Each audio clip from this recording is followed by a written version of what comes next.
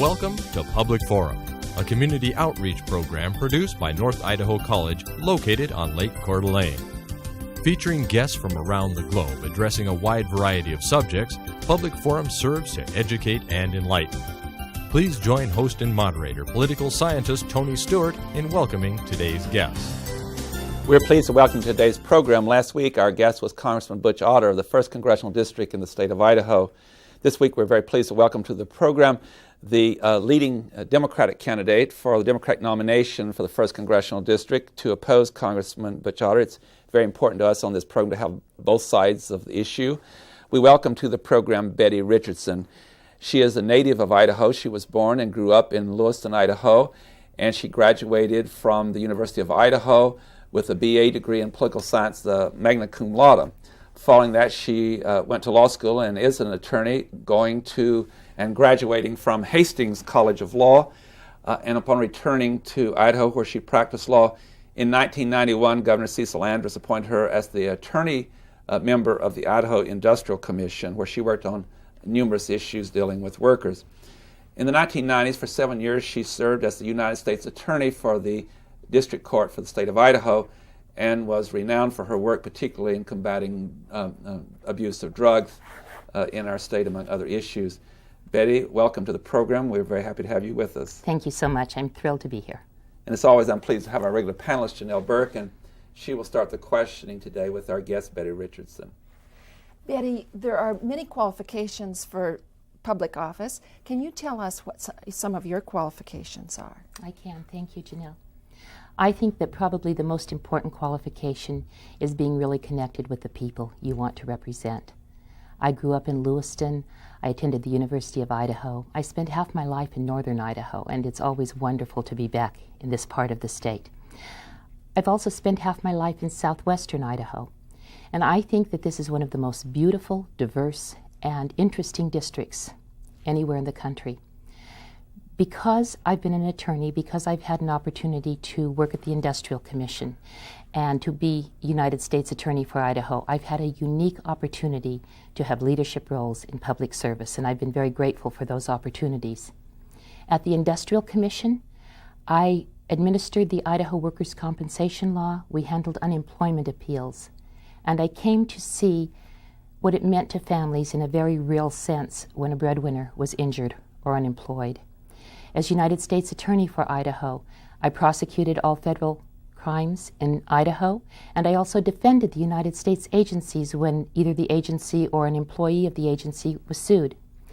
I learned a lot about what the government does well, and I learned a lot about what it might do better, and even some areas where it might not be best for it to be involved at all. My view is very much the same view as C. Andrus. He says we want to have the government off our backs, but by our side. So I'm hoping to take my experience as United States Attorney for Idaho, as Chairman of the Idaho Industrial Commission, my legal training, my experience growing up in Idaho, to take all of that training and experience and put it to work for the people back in Washington. Thank you. Betty, I want to talk to you about your experience as U.S. Attorney. It gives you a certain credential, obviously, to discuss this issue of crime and law enforcement, and also, of course, civil matters, too, in that way. But based on what has happened to this country, this horrendous attack last year, September, what do you see the role of Congress in the future, working with the President on dealing with the threat of both, I would say, domestic terrorists and international terrorists? We certainly have had experience both. We've certainly had, for example, the awful bombing at Oklahoma City, and now this terrible attack on Washington, D.C. Yes. and New York. So would you tell us how you perceive this threat and challenge, and what's the role of government, in this case, the members of Congress? Well, I think we are facing the gravest threat to our domestic security ever in our history, and I will not diminish that threat. When I was United States Attorney, I served on the Attorney General's working group on domestic terrorism. I think it is very important that we not overreact, but I also think it's very important we don't put our head in the sand. I really believe that it is essential that Congress give law enforcement the tools it needs to prevent an Oklahoma City or a World Trade Center and Pentagon bombing from ever occurring again.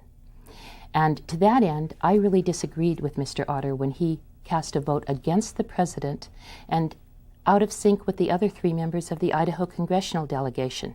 I may be a Democrat, but when it came to supporting the Patriot Act, I would have voted for it. I believe that the Patriot Act did strike an appropriate balance between protecting our precious civil liberties and at the same time giving law enforcement the absolutely essential tools it needs to prevent those scale crimes from occurring in the future. I think it's awfully important that we work to continue building the partnerships that we're building with other countries and that Congress support the president in that regard. You know, when President Bush ran for election, he kind of took a unilateral view of foreign policy. But in the aftermath of September 11th, he has become much more engaged with the world community, and I'm pleased to see that happen. And as a member of Congress, I would support him in that regard. One of the security questions, then back to Janelle. We've, for years and years, had these concerns about security at airports, and yes, we've had over the years hijackings, and there's been a lot of, I think, legitimate criticism of lack of security. I know it was run by the airlines, and now with this action with the Congress, the government is becoming involved in that. But yet even at this point, we're finding a reporter was able just the other day to use fake IDs to get flights on 3 different airlines. What does our government need to do to, because obviously that was the weapon chosen by this awful terrorist when they did the terrible damages in New York and Washington, D.C. What can we do? What should we do that we're not doing? That is a wonderful question. I think we need to increase our vigilance, and I think we need to seek common sense solutions. And frankly, I think we need to go to the people. I think so often it's astute citizens who are very watchful and who are very thoughtful and who are very careful. I think our entire country has to have a neighborhood watch program. I think all citizens, wherever they are, need to pay attention, to be vigilant, not to be paranoid, not to panic, but simply to pay attention the way you would if you saw a stranger in somebody's entering your neighbor's house, the way you would if you saw an unusual car driving up and down your street, simply to be vigilant. I really think that the military can do so much, law enforcement can do so much, but the people, that's really where it's at. Would that require some additional legislation or policy? It may, and I think that this is something, right now we're living in a new world that we couldn't have imagined post-September 11th. Can we make this absolutely foolproof? I doubt it. I think in the world we're living in, we can't absolutely prevent against every possible problem.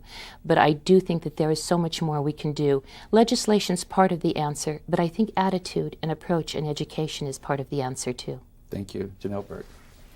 I want to ask you about our environment. Many of us who live in Idaho live here because it's such a beautiful state and for the quality of life. And you mentioned earlier what a beautiful and wonderful state we live in.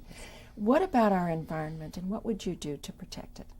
I feel so strongly that we need to make sure that we have clean air and clean water regulations that are livable and that make sense.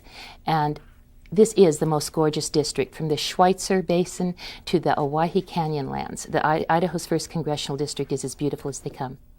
I was very committed as United States Attorney to addressing environmental crimes. We had one situation in which a millionaire, in fact, I believe he was a billionaire. Anyway, a very wealthy businessman from California sent a young man into a tank filled with cyanide, knowing it was filled with cyanide. We got, in that instance, the toughest criminal penalty ever given in a criminal environmental case. I think it's so important that we appropriately enforce the laws. Having said that, I think as a member of Congress, it's very important that I address issues that are important to the people, such as the Owyhee Canyon lands. I'm very pleased with the direction that Senator Crapo is taking, trying to bring together the communities that care very much about the environment with the people who make a living off the land, not to further divide them, but to see if they can reach consensus together, and in doing that, enable him to propose legislation that would satisfy both interests. I think another area of real concern is the Rathdrum Aquifer. I know that that's very key in this part of the state, and I do think that we have a community, not just in Idaho, but in Washington State as well, Spokane and Coeur d'Alene.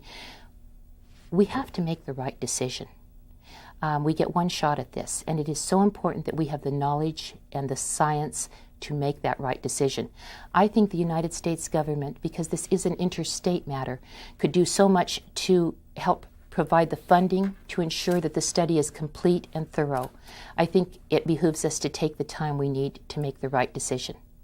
And I would say this, there are some groups that clearly go across the line. Earth Liberation Front, illegal, oftentimes in their activities, extreme, wrong. When I was United States Attorney and people broke the law by trying to close roads or spike trees, we prosecuted them. And there's no question that people have a right to their First Amendment freedom of speech, but breaking the law is another story. However, I will say this, I think it's important that we look for opportunities to bring both the resource industry and the environmental community to the table. It's not always possible to reach consensus, but I think we need to do a better job of trying than we have in the past.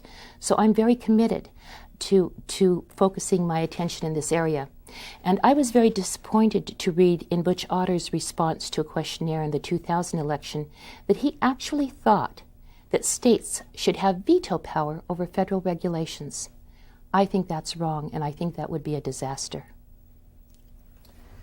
When the authors of the Constitution were crafting that document, and there's so much genius in the separation of powers and federalism and all that, but I think they were wise to say that one house of the Congress would be by population, another one would be by states protecting small states. So in the U.S. Senate, we have an equal voice with California, but if you go to the U.S. House in the new Congress, California will have 53 U.S. representatives. We'll have 2, Montana 1. Between the two of us, we'll have 3 compared with their 53.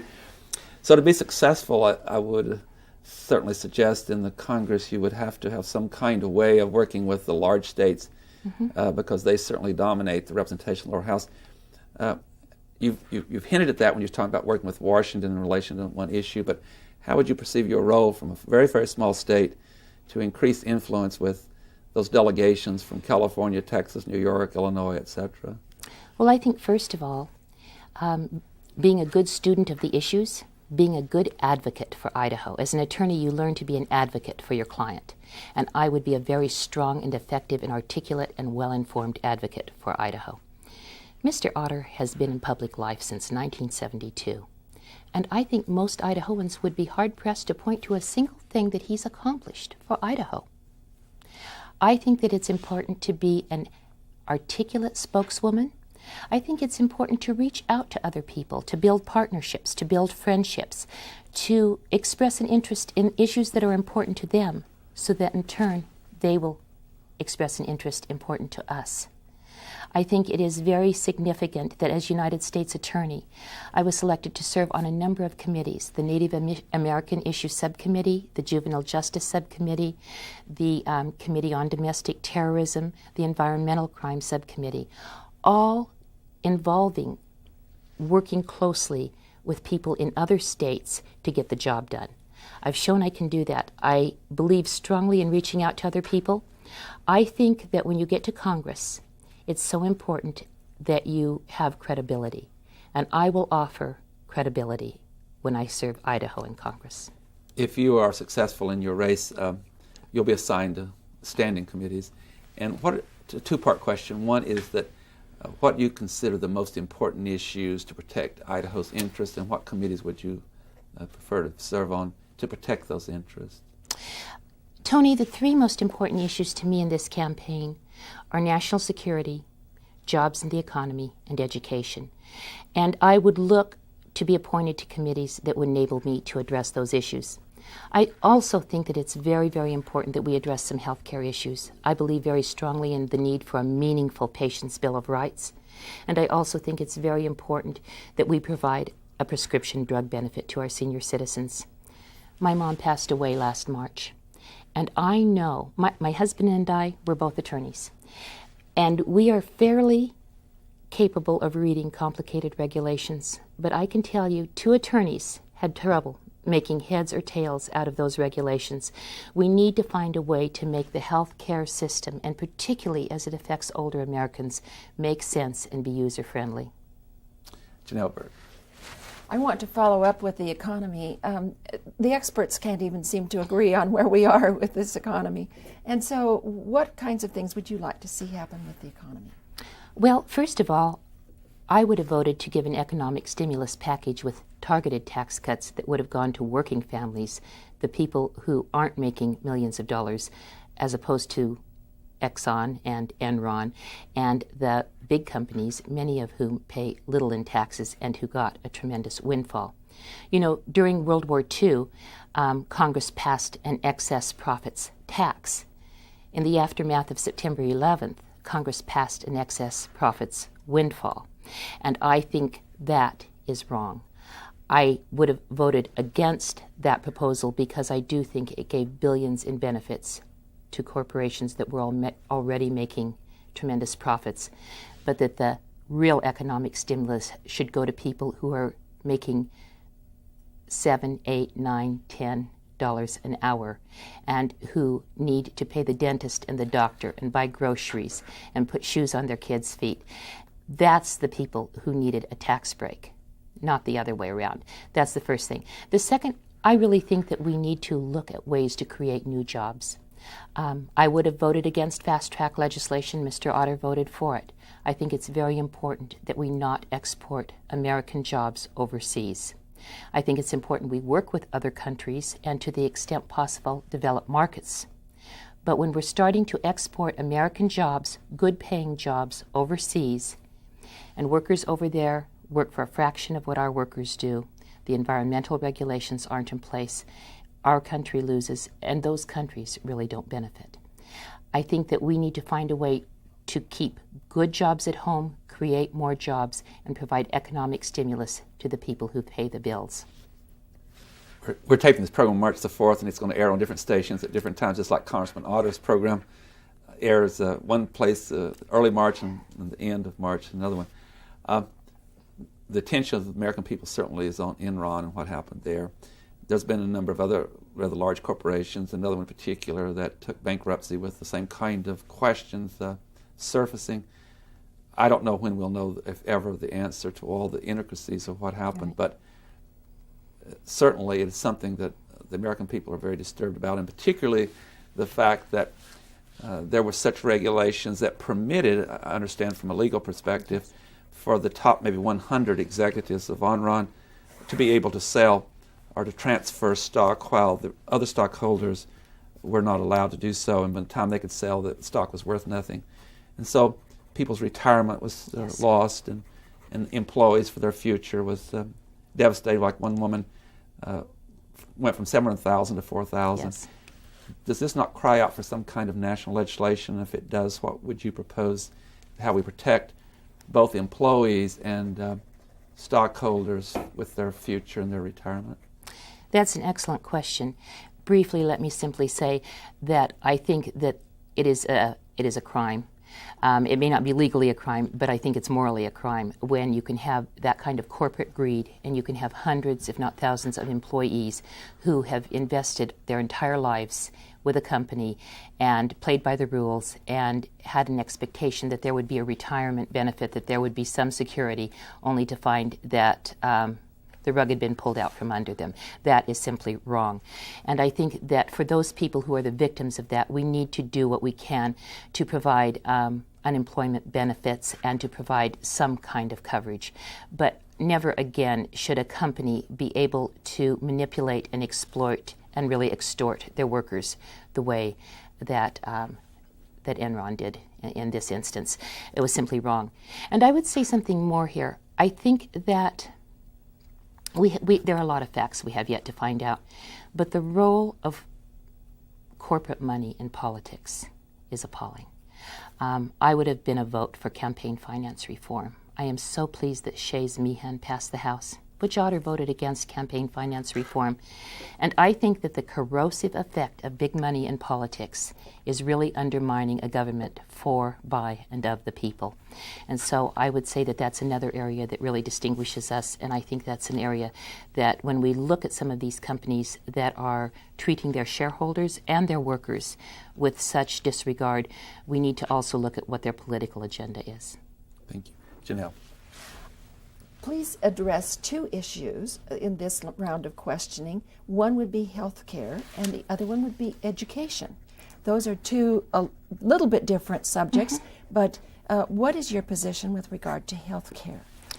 Well, I feel very strongly, as I indicated, that we need to have a meaningful Patient's Bill of Rights. I think it is wrong for HMOs, and we don't have a lot of those in Idaho, to basically have accountants who will look at a patient and decide what kind of medical care he or she should have.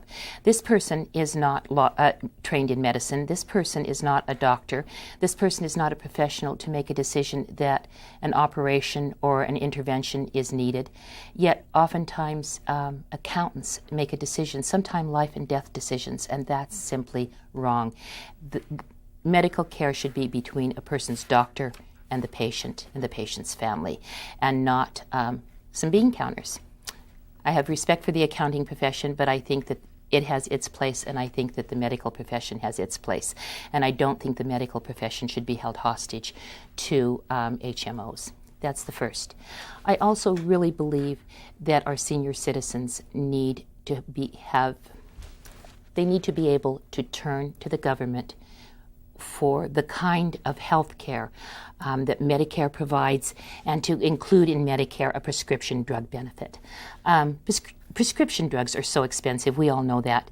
And to have senior citizens who have to make a decision, are they going to have a healthy home-cooked meal, or are they going to buy the drugs they need for their blood pressure or some other very significant life issue? They should never have to make that choice. They should be able to have the coverage that they need to get the prescription drugs that they need for their health. That's really all there is to it. I believe that we can judge a society in large measure by how it treats its young people and its seniors. And let's treat our seniors. They've worked hard. We talk about the greatest generation. Let's not just honor them in speeches. Let's honor them by giving them the kind of help they need at this critical time in their life. Turning to the other part of your question, about education. That's the other end of life. And I just think it is so important that we honor the teachers and that we honor our school children. They are our future. And I really believe that the federal government needs to fund its underfunded mandates. For instance, IDEA, which is the inclusiveness legislation, the federal government mandates that local schools include all students, and that's wonderful. However, many of the special needs students can take up a tremendous amount of a teacher's time and a classroom time. Let's let the teachers teach. Let's get the aides into the classroom to help with these students. It's totally appropriate that they should be included in the classroom, but let's fund it so that the entire classroom doesn't pay the price for lack of adequate staffing. I think that's so important. I think that distance learning, particularly in parts of Idaho where the rural communities do not have the same advantages that the urban areas have, I think that is so significant. And I think that is an area in which the federal government really has an obligation to help. In a state like Idaho, where 63% of our land is federally owned or managed, we have a tax base that is not as large as it would be if that land were in local tax base. So the federal government, I think, has an obligation to help those schools that are suffering from the lack of tax dollars. And I would be a strong advocate to make sure that we got full federal funding for our public schools that need it because of the lack of the tax base. Another issue that will face whomever is in our Congress in the years ahead has to do with the whole question of energy. Yes. And what you see are obviously that there is a growing population in Idaho, and we're talking about particularly energy that deals with heating homes and running factories. Yes. And although water is another resource, we just talked about a moment ago, but what do you think that the role of government is to address this energy question in relation to production or conservation? And we know that we're very heavily dependent upon import of petroleum, which creates a lot of the international political dilemmas that we often face. What is your idea of what we should do in that area? That's a great question, Tony. I think we do need to be cognizant of the need for increased production, but I also think that we are not going to produce. We're not going to drill our way out of energy problems. And I really do believe that we need to give our scientists and our colleges and our entrepreneurs every incentive to do everything they can to invent our way out of our energy crisis. I think that this is not only economically sound, but frankly, I think it's a patriotic mission. I think that we should put as much energy and effort and focus in this area as we did in sending a man to the moon in the late 1960s. Because if we are going to be really free of the kind of political pressures that the Middle East is, both the countries, many countries in the Middle East, and some of the rogue nations in the Middle East are placing, we need not to be dependent on foreign oil. But the way to get there, I don't think, is simply to drill our way out. I think it is also to unleash the creativity and the genius of America and to invent ways that we can produce energy here at home. I believe that we can do it. I just think we need to make the investment. According to some of the experts in recent discussions nationally, part of our dilemma is that I believe we produce 3% of the world's petroleum products and consume 25%. So doesn't conservation also become an issue?